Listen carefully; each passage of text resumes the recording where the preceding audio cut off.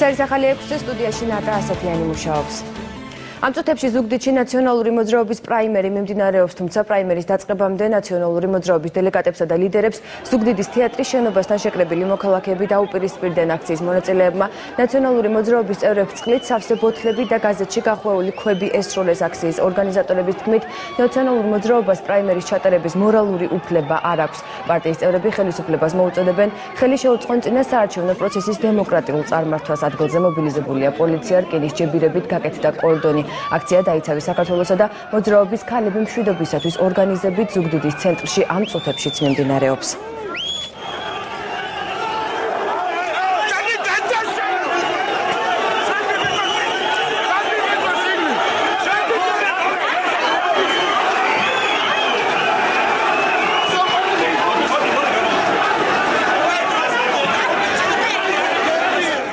და რა ხდება ამ წუთებში ზუგდიდის ცენტრში პაატა ლაგვილავასგან შევიტყობთ. პაატა, რა მდგომარეობაა ამჟამად?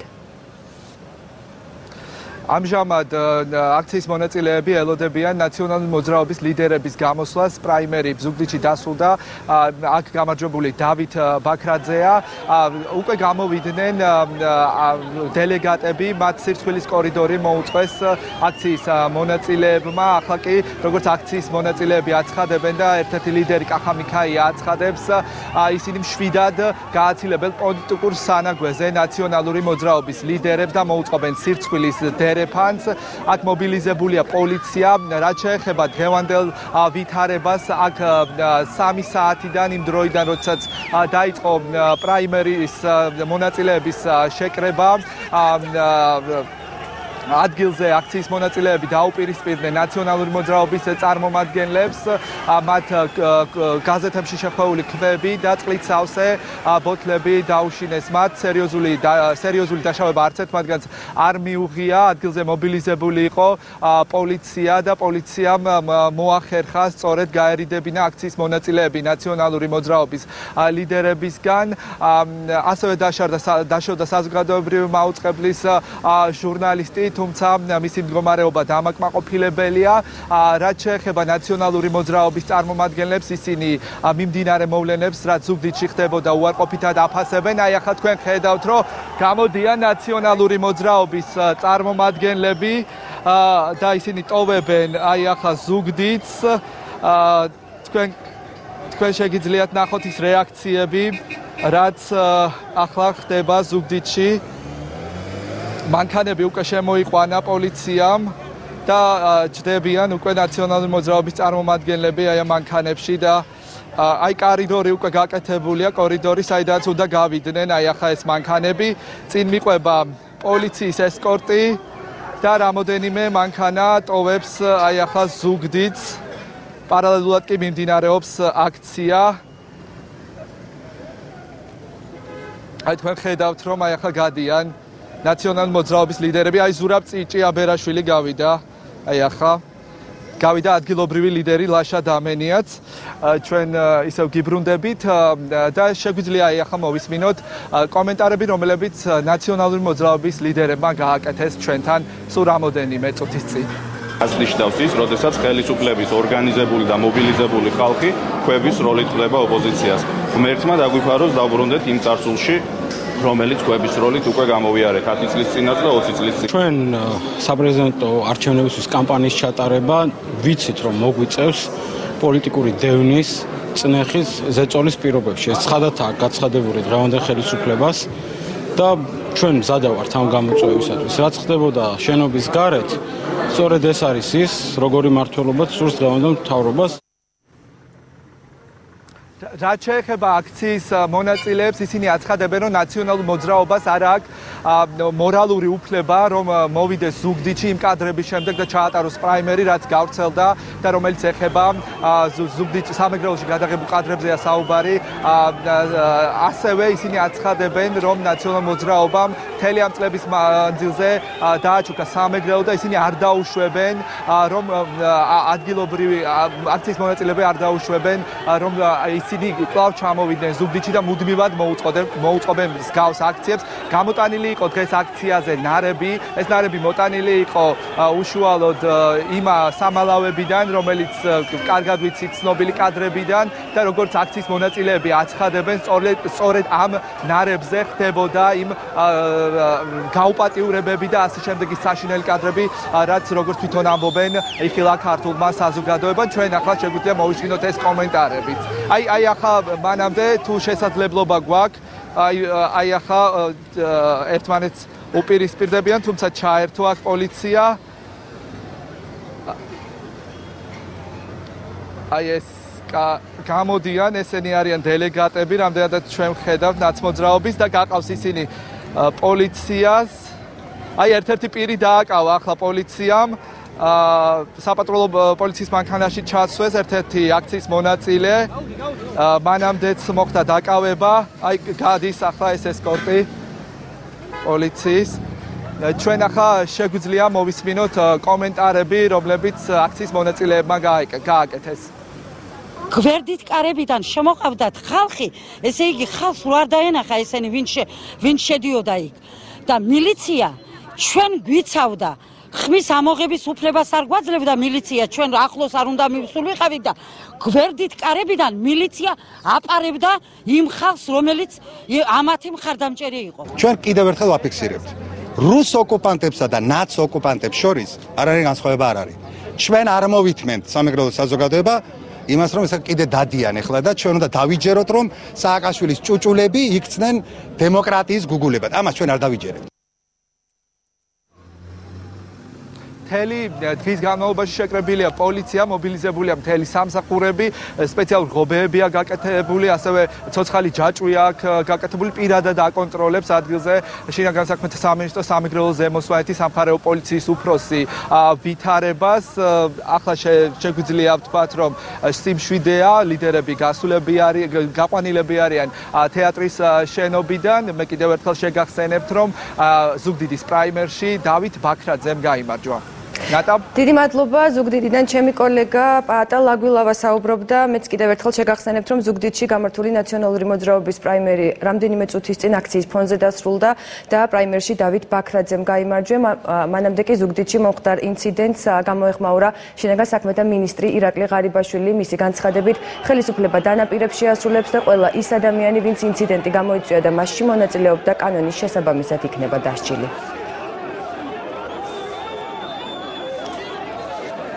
მე მინდა გამოვიხმაურო ზუგდიდში მიმდინარე მოვლენებს. იცით რომ იქ დღეს გაიმართა ნაციონალური მოძრაობის პრაიმერი.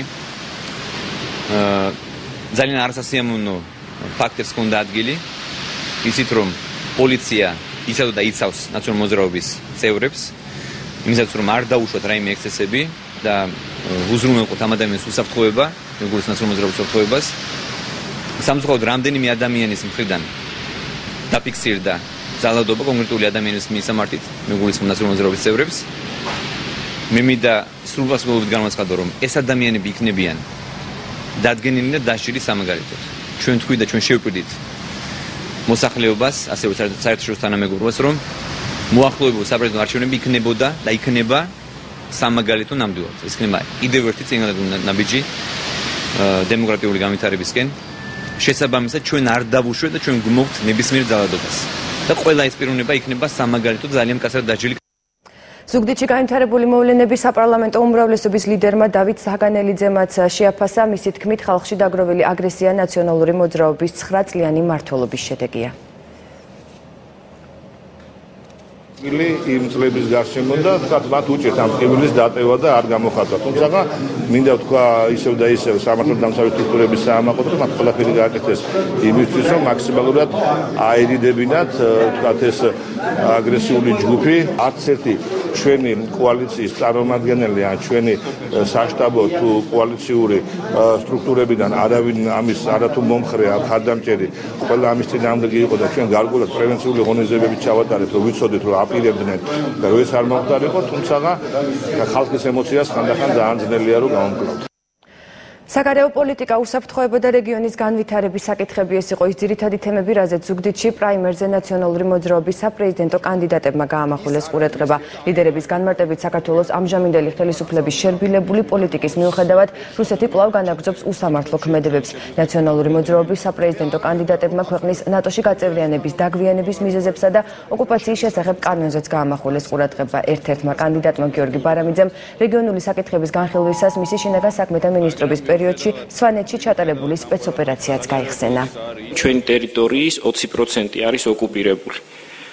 აი ჩვენ უნდა მოვახერხოთ, რომ ყველაფერი ისე გავაკეთოთ საერთაშორისო სასამართლოების დონეზე, საერთაშორისო ორგანიზაციების დონეზე, რომ რუსეთმა არა მარტო დატოვოს ოკუპირებული ტერიტორიები, არამედ გადაიხადოს ჩადენილი დანაშაულის გამო კომპენსაცია, ისევე როგორც ამას იხდიდა ფაშისტური რეჟიმი ისრაელის წინაშე. წლების წინ ვიჯექით ერთ-ერთზე რუსეთის წინაშე და რუსეთი პრაქტიკულად მოლაპარაკებებს აკეთებდა რასაც უნდოდა იმას და ჩვენ ყოველთვის ვიყავით წამგებიან პოზიციაში. დღეს ჩვენთან ერთად მოლაპარაკების მაგიდაზე ზის არაერთი საერთაშორისო ორგანიზაცია, მათ შორის ჩვენი პარტნიორი ქვეყნები, ამერიკის შეერთებული შტატების ჩათვლით და ჩვენ ვართ გაცილებით უფრო ძლიერ პოზიციებში, გულისხმობ იგივე ჟენევის მოლაპარაკების ფორმატს, ვიდრე ოდესმე ვყოფილვართ, რაც ნიშნავს იმას, რომ თუ ჩვენ გავაგრძელებთ ასე პრინციპულად დგომას ამ საკითხებზე, ჩვენ აუცილებლად მომავალში დავიბრუნებთ ამ ტერიტორიებს. ის რომ ჯერ კიდევ არ ვართ ნატოს წევრი, არის არა საქართველოს ბრალი, არამედ დიდი გეოპოლიტიკური თამაშის ბრალი, როდესაც საქართველოს ნატოში გაწევრიანება ზოგიერთი ჩვენი მეზობლის და მათ შორის კონკრეტულად რუსეთის მიერ განიხილება როგორც მათი ძირითადი ეროვნული ინტერესის საწინააღმდეგო ნაბიჯი. ის რაც დღეს ხდება გარეთ, ეს არის არა რომელიმე პარტიის წინააღმდეგ მიმართული ნაბიჯი, ეს არის ამ გამთლიანების და საქართველოს ინტერესის წინააღმდეგ მიმართული. ჩვენ უნდა მივცეთ მაგალითი ნამდვილი მთლიანობის და სრულად გულწრფელად გეტყვით იმასაც, მე არ ვიცი წეღან ვინ ესროლა ის ძალიან დიდი ქვა ჩემ მანქანას, ის ადამიანი რომ მოვიდეს ჩემთან, მე ხელს ჩამოვართვევ და ვეტყვი, რომ ჩვენ ორივე ერთ საქართველოში ვცხოვრობთ. მე მინდა ვთქვა იმის თაობაზე თუ რა იყო ჩვენი მოტივი, როდესაც ჩვენ სვანეთში, სოფელ ეცერში ჩავატარეთ სპეცოპერაცია, რომლის ერთადერთი მიზანი იყო სწორედ ის, რომ ზუგდიდი მესტიის გზაზე ადამიანებს არ აჩერებდნენ, არ აყაჩაღებდნენ, არ იტაცებდნენ და არ კლავდნენ. ერთადერთი. და მე ვამაყობ იმით, რომ ვიყავი შინაგან საქმეთა მინისტრი იმ ხელისუფლების, ჩვენი ხელისუფლების, რომელმაც ბრძოლა გამოუცხადა კრიმინალს და არ შემშინებია ამის. ზუგდიდში გამართული შიდა პრაიმერის დაწყებამდე ნაციონალური მოძრაობის ლიდერები სამეგრელო ზემო სვანეთის გუბერნატორის პატიმრობაში მყოფი თენგიზ გუნავას ოჯახს ესტუმრდნენ. შიდა პრაიმერში მონაწილე კანდიდატებმა გუბერნატორის ოჯახს თანადგომა გამოუცხადეს. მათი განცხადებით თენგიზ გუნავა ივანიშვილის ხელისუფლების პოლიტიკური პატიმარია და უსამართლობაა ვლადიმერ ბედუკაძე თავისუფალი იყოს, გუნავა კი დაპატიმრებული. მანამ სანამ პრაიმერის დავიწყებდეთ შემოგვევლო და მოგვენახულებია თენგიზ გუნავას ოჯახი, ეს საშუალება გამოგვეყენებია, რომ მოგვეკითხა დედა, მეუღლე, ბავშვები როგორ არიან, ჩვენი ადამიანური მოვალეობა ეს გავაკეთოთ და ოჯახს გვერდში დაუდგეთ მორალურად, რითიც შეგვიძლია. ეს არის დღევანდელი დღე, სურათი საქართველოსი, სადაც ამდაგვარი ადამიანები, რომლებიც იყვნენ პატრიოტები, პოლიციის ჩამოყალიბებაში, საომარ მოქმედებებში ღებულობდნენ მონაწილეობას, ისინი არიან ციხეში და ციხის ჯალათები, ბედუკაძეები გახდნენ ეროვნული გმირები. წინამთავრობის პირობებში რუსეთ საქართველოს ურთიერთობებში მეტი წინსვლა იქნებოდა, ვიდრე ეს დღეს არის. ამის შესახებ საქართველოს პრეზიდენტმა მიხეილ სააკაშვილმა ავლაბრის რეზიდენციაში სტუდენტებთან შეხვედრისას განაცხადა. მისივე თქმით, მიუხედავად იმისა, რომ ოქტომბრის შემდეგ ბევრს ჰქონდა ურთიერთობების გამოსწორების მოლოდინი, რეალურად არაფერი შეცვლა და რუსეთი კვლავ მავთულ ხვართებს აბამს, ხალხს იტაცებს და საერთაშორისო არენაზე ძირს გვითხრის. ოქტომბრის შემდეგ ბევრს ჰქონდა მოლოდინი, რომ აი ახლა ნამდვილად ჩვენ ურთიერთობები რუსეთთან შეიცვლება და რა ხდება, ხედავთ იმას, რომ რუსეთი არანაირად არ იცვლება. თავის გელი, თავის გლობას არ იცვლის.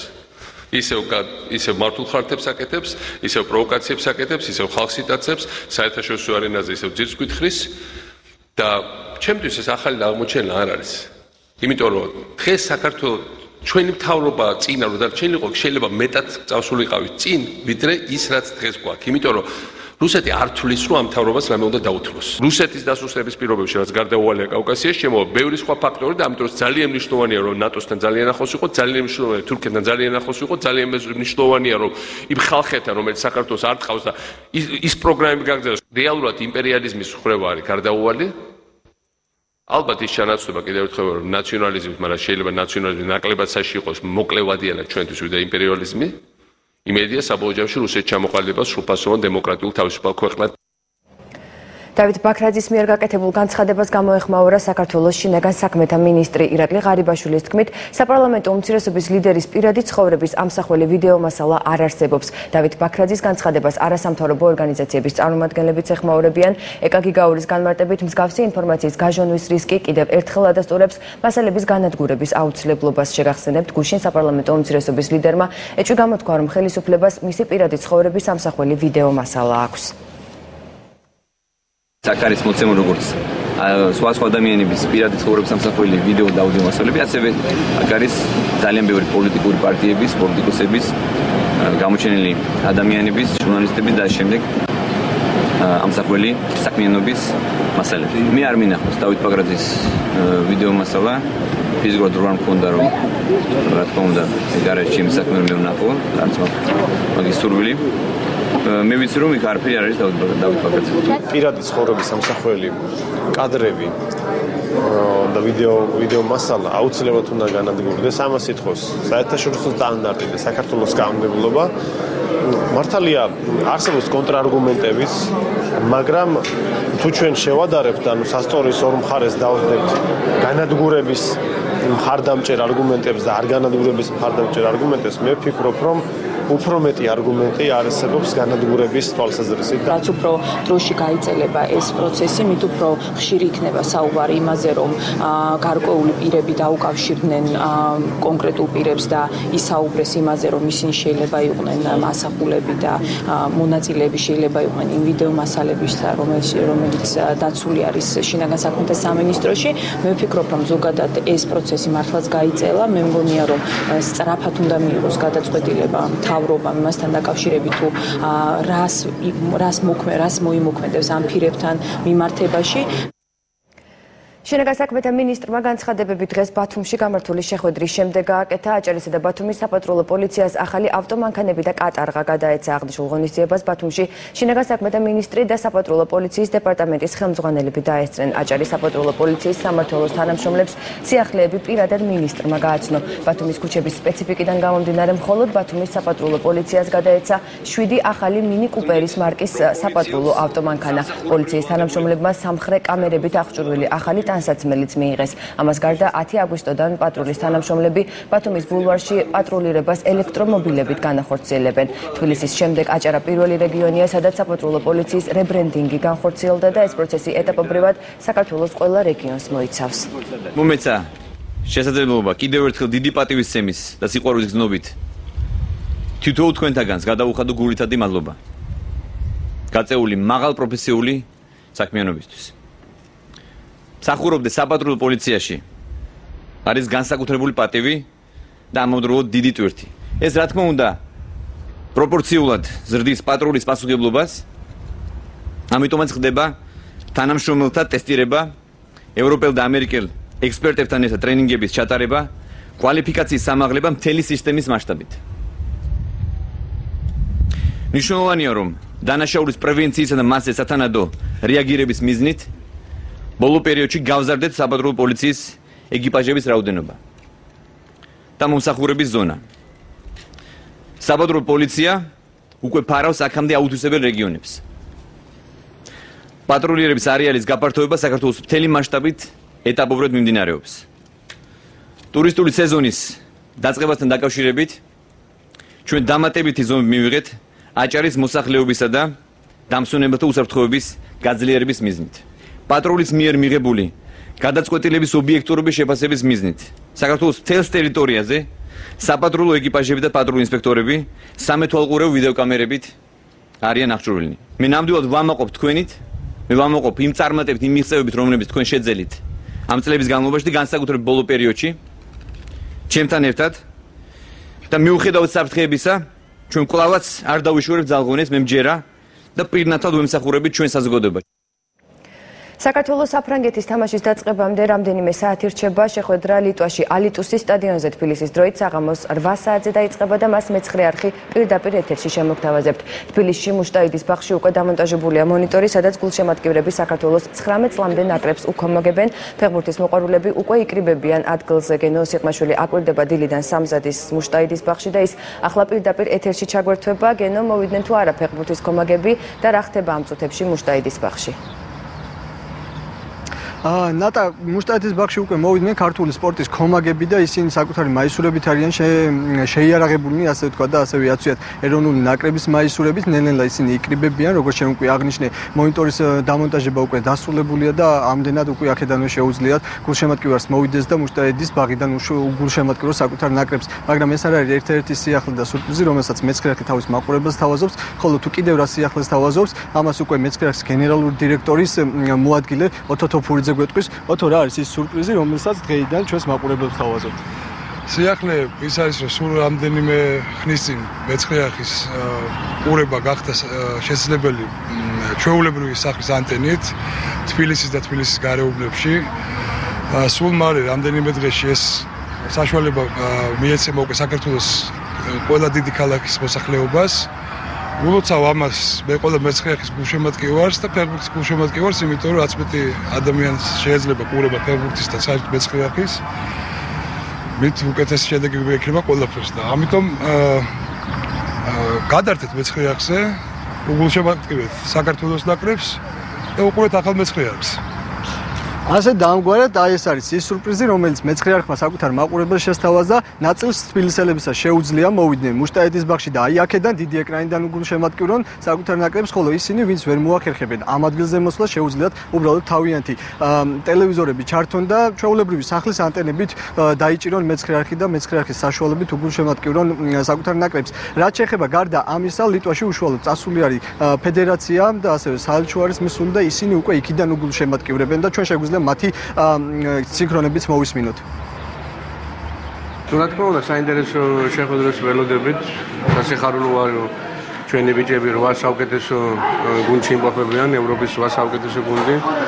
ძალიან დიდი მიღწევა არის ქართული ფეხბურთის და რა თქმა უნდა, ახლა ყველა იმ მოლოდინში ვართ, რომ ის დაიწყება თამაშები და იმედი გვაქვს, რომ ბიჭები ყველაფერს გააკეთებენ იმისათვის, რომ თამაში მოიგონ და კიდევ ერთხელ გაახარონ ქართული გულშემატკივარი. მოლოდინია მარტო მოგება, სხვა რაღაც მოლოდინი ჩვენ არა გვაქვს, იცით რომ განწყობა ძალიან კაია. ბიჭები ყველა ჯამთელია. იმედია, მაგრამ ეს არის ფეხბურთი და ყველაფერს ალბათ დღეს საღამოს 7 საათზე დავუმტკიცებთ მთელ ევროპას, რომ ეს ბიჭები არ არიან მოხვედრილი შემთხვევით და ყველაფერს გავაკეთებთ იმისთვის, რომ გავახაროთ ჩვენი გულშემატკივრები და ჩვენი ქვეყანა. რამდენადაც ჩვენთვის ცნობილია დიპლომატიური კორპუსი, ქართული დიპლომატიური კორპუსი, რომელიც წარმოდგენილია ლატვიაში. ჩამოდის სრული შემადგენლობით, ელჩიც, კონსულიც და მათ სურთ, რომ დაესწრონ დღევანდელ შეხვედრას. ამავდროულად არის მოთხოვნაც, რომ დაესწროს ასევე ლიტვაში ჩვენი საელჩოს წარმომადგენლების შეხვედრას და რაც თავარია, მე რამდენადაც მაქვს ინფორმაცია, მათ დაესწრებიან ფეხბურთელების მშობლებიც, რაც ალბათ ძალიან მნიშვნელოვანი იქნება. როგორც ხედავთ, მოლოდინი საკმაოდ მაღალია, როგორც ლიტვაში, ასევე აქ, აი ამ ადგილზე და შეგიძლიათ მობრძანდეთ და უკვე აი ამ მომენტიდან დაიწყოთ მზადება 8 საათზე გასამართი მატჩისთვის, რომელიც თბილისის დროით 8 საათზე გაიმართება ლიტვაში და რომელშიც საქართველო საფრანგეთის წინააღმდეგ იბრძოლებს. თქვენ შეგიძლიათ მოხვიდეთ მუშტაიდის ბაღში და აი აქედან უგულშემატკივროთ. მე კი კიდევ ერთხელ შეგახსენებთ, რომ იმაყურებლებს, რომლებიც მუშტაიდის ბაღში ვერ მოახერხებენ მოსვლა, შეუძლიათ ჩვეულებრივი სახლის ანტენებით, ეგრეთ წოდებული ბადი ანტენებით უკვე დაიჭირონ მეცხრე არხი და საკუთარი ტელევიზორებიდან უგულშემატკივრონ საქართველოს ნაკრებს. დიდი მადლობა, გენო სიყმაშვილი საუბრობდა მუშტაიდის ბაღიდან პირდაპირ ეთერში. მცირე ზომის ორადგილიანმა შუალმფრენმა თელავში ალაზნის გამზირზე 1 საათის წინ ავარიული დაშვება განახორციელა. შუალმფრენი დაუსახლებელ ტერიტორიაზე დაეშვა. ინციდენტს მსხვერპლი არ მოჰყოლია, მაშინ მჯდომი 2 პილოტი არ დაშავებულა, როგორც თვითმხილველები აცხადებენ. შუალმფრენი ელექტროსადენებს გამოედო, რაც ავარიის მიზეზი გახდა. ადგილზე მობილიზებული იყო სასწრაფო, სახანძრო და საპატრულო პოლიციის ეკიპაჟები. მომხდარზე მიმდინარეობს გამოძიება. გავრცელებული ინფორმაციით შუალმფრენი თბილისის ილიას უნივერსიტეტს ეკუთვნოდა. დამინახე სახლიდან გამოვიხედე, ფანჯრა დაბადაეშვა და ნამდვილად აღარ დამინახია უკვე. ავარიული დაშვება იყო, ასე რომ ვთქვათ. გიროკოპტერმა განახორციელა ავარიული დაშვება. აი თვითმფრინავი როგორი გამოხდა? სტანდარტული პროცედურების მიხედვით. დანარჩენს დაადგენს გამოძიება. ხსენებული გიროკოპტერი არის ექსპერიმენტალური. ასე რომ არავითარ კომპანიას ეგ არ ეკუთვნის. თავისუფალი საქართველოს ლიდერი კახა კუკავა პარტიის წევრ ალექსანდრე შალამბერიძესთან ერთად კერძო იპოთეკარის მიერ დაზარალებულ ოჯახს ესტუმრა, როგორც ოჯახის დიასახლისი აცხადებს, მან 2 წლის წინ ხელშეკრულება იპოთეკართან $8,000-ზე გააფორმა, თუმცა რაღაც პერიოდის განმავლობაში თანხის გადაუხდელობის გამო თანხის პროცენტი გაიზარდა და საბოლოოდ ოჯახს ბინაში დასარჩენად $60,000-მდე უნდა გადაეხადათ. ეს თანხა კი მათ არ გააჩნიათ. ამჟამად 8-სულიანი ოჯახი ნაქირავე ბინაში ცხოვრობს და დახმარებას ითხოვს. ეს არის ერთ-ერთი იმ 80,000 გაუბედურებული ოჯახიდან ლიანა ბასარიას ოჯახი, რომელსაც ოჯახური ტრაგედიის გამო აიღო ეს კრედიტი. $8,000 ძირი ავიდა $60,000 დავალიანებამდე და დაახლოებით $100,000 ღირებული ბინიდან დღეს ის არის უკვე გამოსახლებული და ხედავთ ოჯახის ავეჯი, სადაც არის დაყრილი პირდაპირ კორპუსის დერეფანში. სამწუხაროდ ეს არის კიდევ ერთხელ ვამბობ 10,000-ობით ადამიანის სტანდარტული უბედურება. ადამიანი არის გარეთ, ეს ადამიანები დამსახურებული ხალხი და მიგვაჩნია რომ ჩვენ ბრძოლა უნდა გავაგრძელოთ. მიუხედავად იმისა, რომ მორატორიუმი გამოცხადება, მალე და ადამიანებს აღარ გამოყრიან და ამასაც ძალიან დიდი მადლობა პარლამენტს, პრემიერ-მინისტრს და მთავრობას. მიგვაჩნია რომ უნდა ვიბრძოლოთ გამოყრალი ადამიანების დაბინავებისათვის. მთელი ოჯახი, 9-სულიანი ოჯახი აღმოჩნდით ქუჩაში. ნაქირავებში ვარ, მაგრამ ამ ქირასაც როგორ ვიხდი და როგორ სულდგმულობდა, როგორ ვარ, არ ვიცი რა დღემდე მეხმარები. ახლა ვითხოვ, აი ხელისუფლებისგან იქნებ რა, რამენაირად დამეხმარონ, რომ ჩემი სახლის ნახევარი მაინც როგორმე შევისყიდო. დუშეთის რაიონის სოფელი გომეწარი ამ დრომდე გარესამყაროს მოწყვეტილია. გუშინ მოსულმა ძლიერმა წვიმამ სოფლებთან დამაკავშირებელი გზები მთლიანად დააზიანა. ადიდებულმა მდინარემ სოფელში ელექტროგადამცემი ბოძებით წააქცია, რომლებიც ადგილობრივებმა საკუთარი ძალებით უკვე აღადგინეს. სტიქიის გამო მძიმე მდგომარეობა უკანა ფშავის სოფლებში, ასევე ჭადიჯვარსა და ჭართალში სტიქიის ზონაში ამ დრომდე ადგილზე იმყოფებიან ადგილობრივი ხელისუფლების წარმომადგენლები, ასევე დუშეთის მაჟორიტარი დეპუტატი ირაკლი ტრიპოლსკი. მათი თქმით, სტიქიასთან ბრძოლა უკვე დაწყებულია და შესაბამისი დოკუმენტაცია ინფრასტრუქტურის სამინისტროში უკვე გადაგზავნილია. ადგილზე იმყოფება სპეციალურად შექმნილი კომისია, რომელიც ზარალს ამ დრომდე სწავლობს.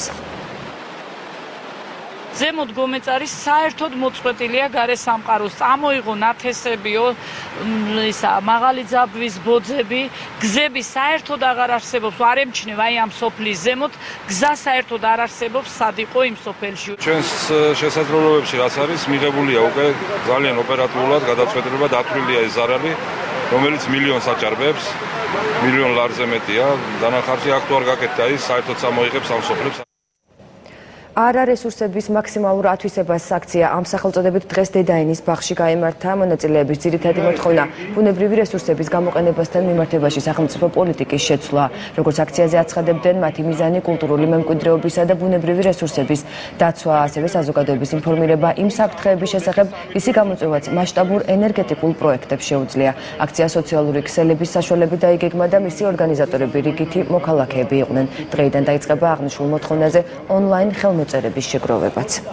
ჩვენ ვეწინააღმდეგებით რესურსების მაქსიმალური ათვისების პოლიტიკას, რომელიც დაიწყო წინა მთავრობამ და დღევანდელი მთავრობა აგრძელებს და მოვითხოვთ, რომ ქართულმა ოცნებამ შეასრულოს თავისი დანაპირები, მოხდეს ესე იგი დიდი ჰესების მშენებლობის აკრძალვა, როგორც თვითონ პროგრამაში წერია, საარჩევნო პროგრამაში და ასევე მოხდეს რესურსების რაციონალური გამოყენება და არა ის, რაც ხდება დღეს, რომ მაქსიმალურად გაიყენებენ ყველაფერს, მაქსიმალურად ყველა რესურსის გამოყენებას აპირებენ და ჩვენ არ ვიცით, გჭირდება ეს თუ არ გჭირდება, ამიტომ ჩვენ მოვითხოვთ, რომ მოხდეს ამ ყველაფრის შესწავლა და შემდეგ ამ ყველაფრის დაგეგმა და სტრატეგიის ჩამოყალიბება. ხორციელდება სხვადასხვა პროექტები, ერთი მხრივ ენერგეტიკის სამინისტროს მხრიდან და მეორე მხრივ რეგიონალური განვითარების სამინისტროს მხრიდან, ისე რომ არ ხდება არანაირი გარემოსდაცვის სტანდარტების გათვალისწინება და ნადგურდება ჩვენი ბუნება და ეს პროცესი მიმდინარეობს ძალიან მაღალი ტემპებით, ისე რომ ძალიან მალე შეიძლება მივიღოთ სავალალო შედეგები.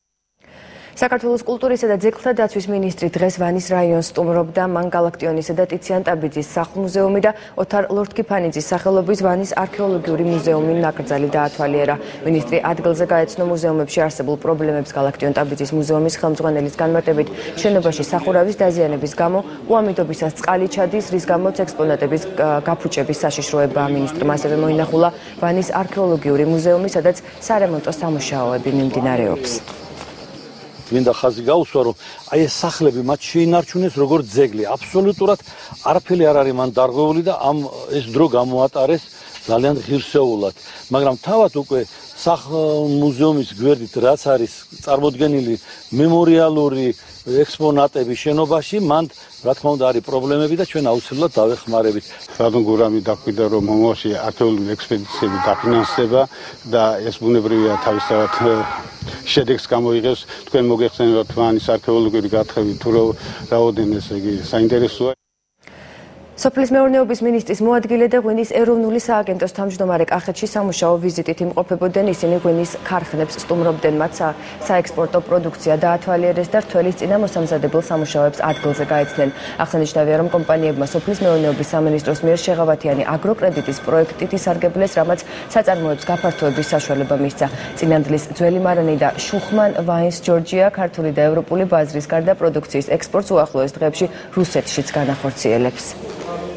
ვაგრძელებთ საწარმოთა მონახულებას, რომ სუსტი სურათი და დეტალური სურათი ქონდეს საწარმოებში, როგორ არის პროექტთან დაკავშირებით მზადება, როგორი გეგმები აქვს საწარმოებს ახალი ბაზრის ახსნასთან დაკავშირებით, როგორც იცით, მოემატა ყველას გაყიდვები, ახალი გეგმები აქვს წარმოების გაზრდასთან დაკავშირებით, შესაბამისად ისინი ზრდიან, რაოდენობით შესაძლებელი ფუნქციის. წარმოების 70% გაგვაქვს ექსპორტზე, ძირითადი ქვეყნებია ევროპის ქვეყნები, მაგრამ ამ წლიდან ჩვენ პირველად შევდივართ რუსეთის ბაზარზე, ანუ რუსეთის ბაზარი როგორც ყველა სხვა კომპანიისთვის ჩვენთვისაც ერთ-ერთი პრიორიტეტული და მნიშვნელოვანი ბაზარია. შეღავათიანი აგროკრედიტის ფარგლებში ჩვენ ვაფინანსებთ სოფლის მეურნეობას. ამჟამად ვიმყოფებით კახეთში, ღვინის ქარხანაში, რომლებიც ახლა დაფინანსების ქვეშაა. ასეთ საწარმოები 25-ია შექმნილი და წლის ბოლომდე 100 ერთეულს კიდევ 100 ერთეულამდე შეიქმნება სულ. ასეთი იყო ამ დროის სიახლეები. მე ზუსტად ღამის 12 საათამდე გემშვიდობებით, 9 საათზე კი ახალკაცის მატრიცა გელოდებათ. არ გამოტოვოთ.